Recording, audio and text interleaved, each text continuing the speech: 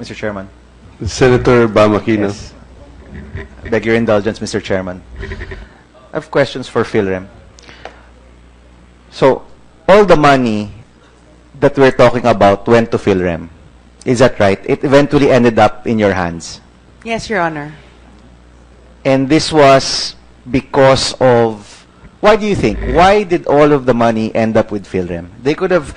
If you were perpetrating a crime, you would tend to distribute all of this money to multiple groups so that you will have less, less liability probably. But everything ended up with you. And this is because of your friendship with the branch manager, with De Guito? In all honesty, Your Honor, I really don't know. And I actually wish that day never happened.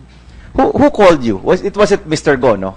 Who called No, you? it was the branch manager. Maya. Yes. Maya De Guito. Do you Yes. usually transact with Maya De Guito? Yes, Your And Honor. she usually transacts with you to change dollars into pesos.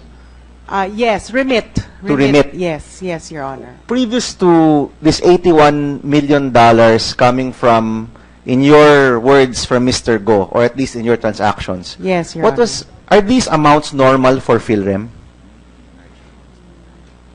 Do you usually transact at this level of money? Because $81 million is roughly 3.2 billion pesos, no? Do you usually transact at that level?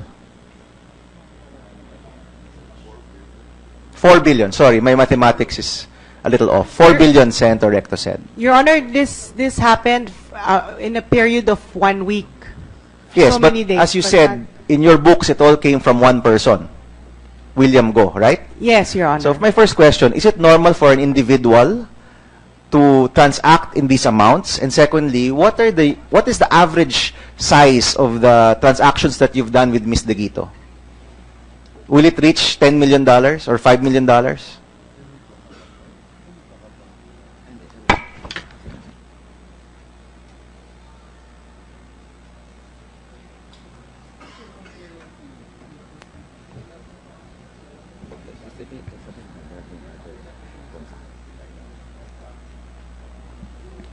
Your Honor, there has been other transactions. Of this size?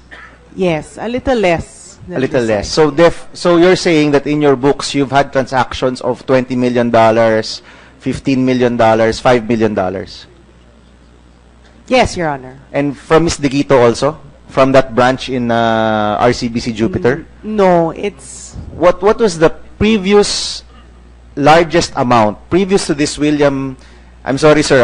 I'm just using your name because that's what they said. Previous to these transactions that were alleged to be in your name, what was the largest amount that Ms. De Guito transacted with you? You can give a ballpark. $6. 6 million. Sorry, please clarify that. $6 million. $1 million. Yes. Okay, so previous to these transactions, she had a transaction of $6 million with you. The day that she said that you would have these transactions, I'm guessing you saw it as par for the course. Normal lang sa inyo? Yes, normal lang po. Okay, so never at any point until this came about that you thought that there was any Hindi po. issue, No. even at that amount of $81 million?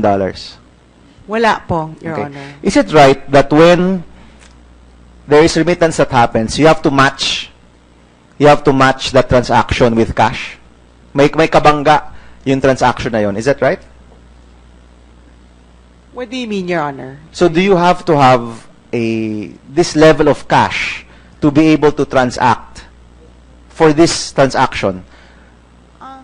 No. So you're just a reseller, Your no? Honor, yeah. No, Okay, so Your you just Honor. play the market. Yes. You don't have to have enough cash. Yes, Your Honor. Okay. When the cash was finally distributed in Unimart, that's 600 million pesos, $18 million.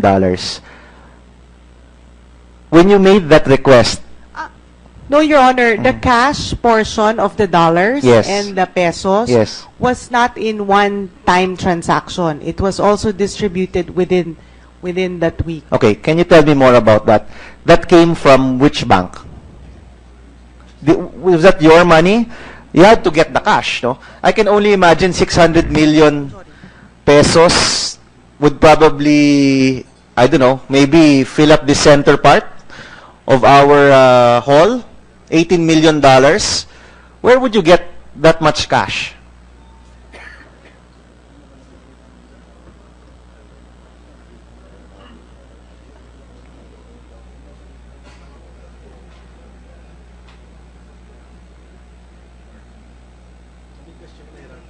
Where did they get the cash?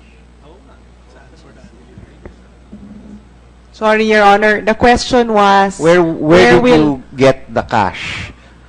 from different banks.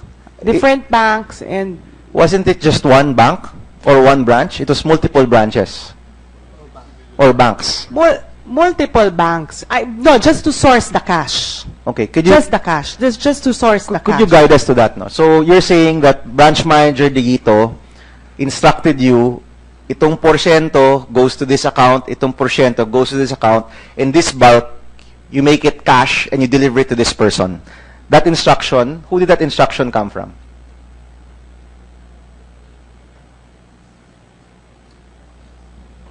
From the branch manager. But just to clarify, it wasn't this portion, the whole amount will be for this one, this 30 million will be for this, 26 will be for, no. It was, every tranche that we would make, there would always be a specific payment order. Okay, could you guide us through that, please? No. So one tranche would enter PhilRem, and then as soon as that tranche would go in, there was already an immediate instruction where it will go. Is that right? Yes, more or less. Okay. So for example, for one transaction, I think there were transactions $10 million or $6 million. The instruction, you're saying it came from branch manager De Guito. Yes. Part of it you deposit in this account, part of it you make it into cash. Yes, Is that right? Yes, Your Honor. Okay. And this happened over 5 days, if I'm not mistaken. From February 5 till February 13. Okay. So it happened over 8 days. And during those 8 days, all of the cash transactions were going to just one person. Is that right? Yes, Your Honor. Okay. And you would source that cash amounting to 600 million pesos and $18 million from multiple banks or multiple branches? No, it's multiple banks and multiple, how do you call that? Multiple money changers as well. And was this your choice already, or was this instructed also by branch manager De Guito? No, this was our choice because the instruction was to deliver and we would have to source the cash for the transaction. Okay. To your knowledge, what was this cash for? Because that's part of your responsibility, right? To have the KYC, the reason. To your knowledge, what was this cash for?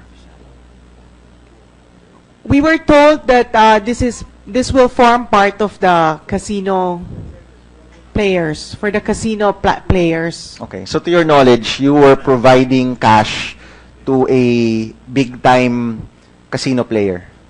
Yes, Your Honor. All right. And all of these transactions, you earned 10 million pesos, which you're now returning to the Bangladeshi delegation.